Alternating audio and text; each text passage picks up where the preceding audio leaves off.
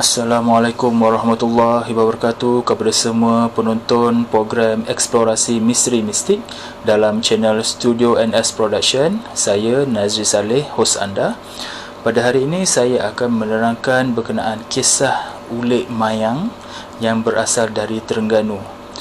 Kisah ini merupakan kisah di mana seorang pemuda yang jiwanya atau rohnya telah diambil oleh makhluk dari laut. Jadi di sini saya akan terangkan apakah sebenarnya makhluk dari laut tersebut yang mengganggu pemuda tersebut.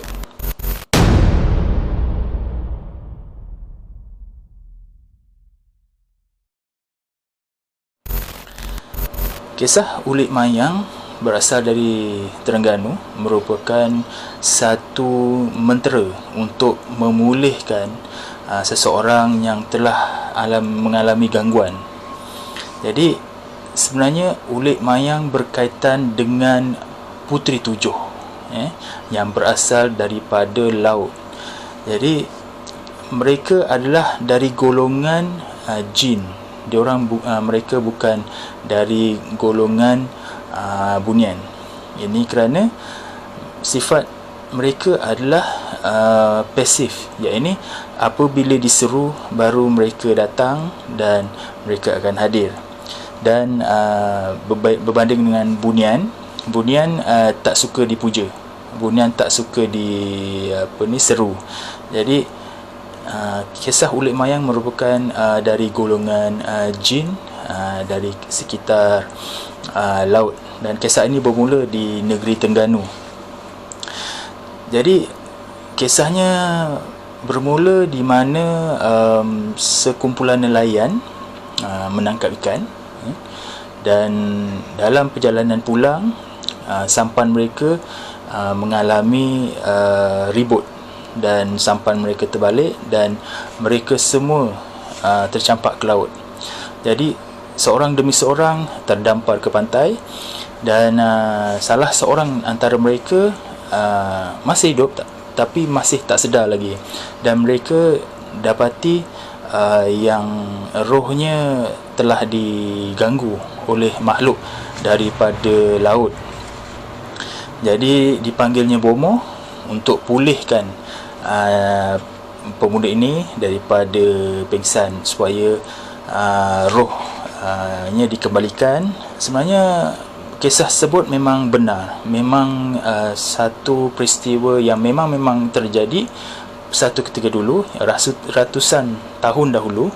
Dianggarkan kisah ini terjadi pada tahun 1300. Dia berlaku pada persekitaran zaman itu, dan masa itu agama Islam masih belum tersebar luas lagi. Dan apa yang dinyanyikan, apa yang dibaca itu merupakan satu mentera daripada Bomoh. Dan Bomoh itu sebut melagukan mentera tersebut untuk menyeru jin tersebut. Jin tersebut adalah daripada 7 puteri, iaitu yang pertama adalah Puteri Sari Mayang Mengambang. Ini dia berselendang jingga, bercucuk sanggul. Yang kedua, Puteri Sari Mayang Menguning, selendangnya kuning cerah. Yang ketiga, Puteri Sari Mayang Mengasih, selendangnya kebiruan. Yang keempat, Puteri Sari Mayang Menggilai, bukan mengilai, menggilai, selendang purple cair. Yang kelima, Puteri Sari Mayang Menguntum, selendang merah hati. Yang keenam, Puteri Sari Mayang Menghijau, selendang hijau. Dan ketujuh adalah Puteri Sari Mayang Mengurai, warna kuning diraja, berlayer putih selendangnya, dan terdapat satu crown kecil di bahagian kepalanya. Jadi dalam banyak-banyak puteri ini, puteri ketujuh lah yang agak matang, dan mereka ni adalah bersaudara.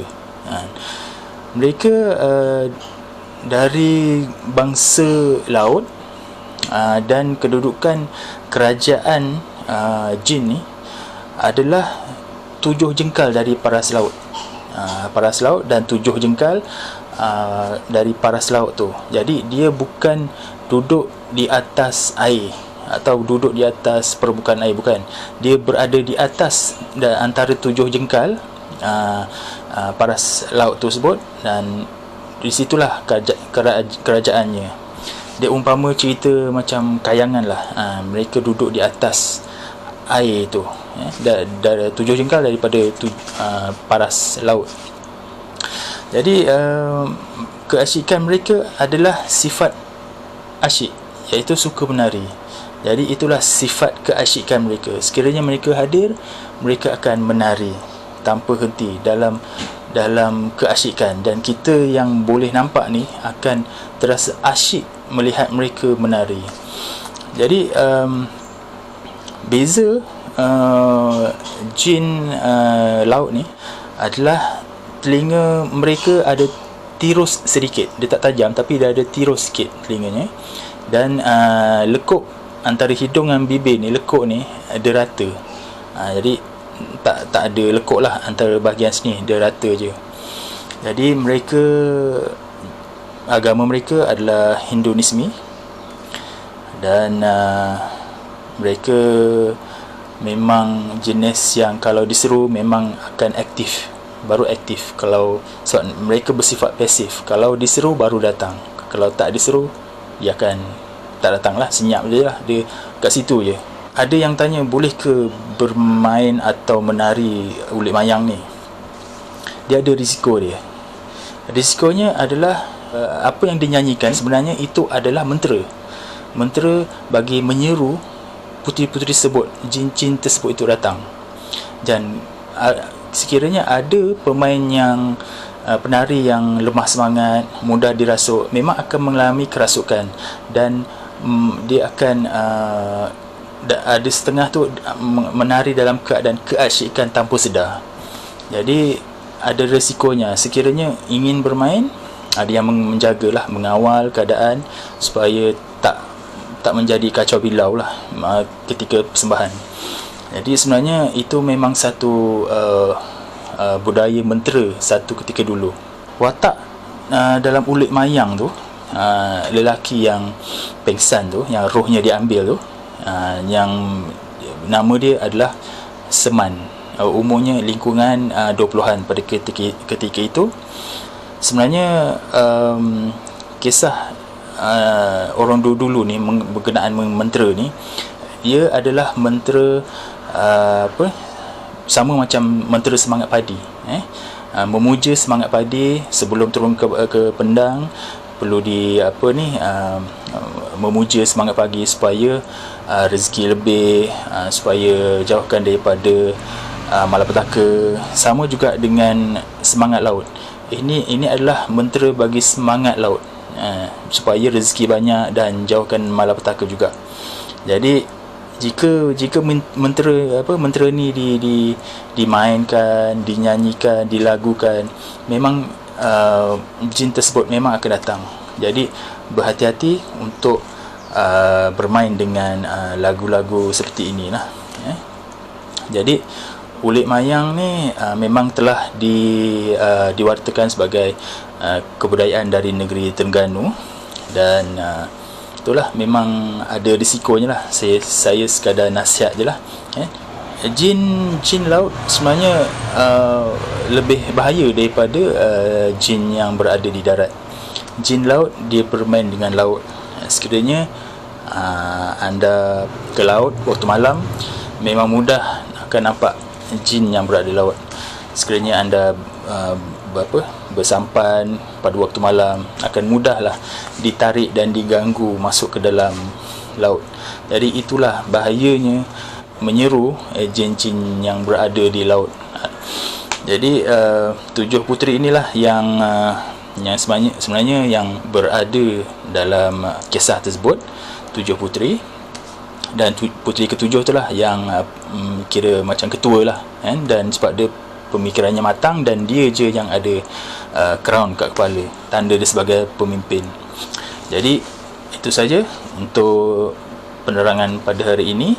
Jadi jangan lupa like, share video ini supaya lebih ramai yang akan mendapat manfaatnya, dan jangan lupa subscribe kepada yang belum subscribe untuk anda dapat video-video yang seterusnya. Sekiranya anda menonton, bantu saya dengan tidak skip iklan, kerana daripada iklan tersebut saya akan dapat sedikit bayaran daripada pihak YouTube untuk saya teruskan eksplorasi ini. Dan sekiranya anda ingin menyumbang dana dalam program eksplorasi saya ini, boleh menyumbang ke dalam akaun yang tertera ini. Walaupun anda menyumbang dalam jumlah yang kecil, saya tetap anggap ianya sebagai satu amanah untuk saya teruskan eksplorasi ini. Selain itu, anda juga boleh menyumbang dana ke dalam program eksplorasi ini dengan membeli baju eksplorasi ini dengan harga yang amat berpatutan untuk saya meneruskan eksplorasi ini dengan dana-dana yang sedia ada. Jadi itu saja program hari ini. Jumpa kita di video yang akan datang yang lebih menarik. Assalamualaikum.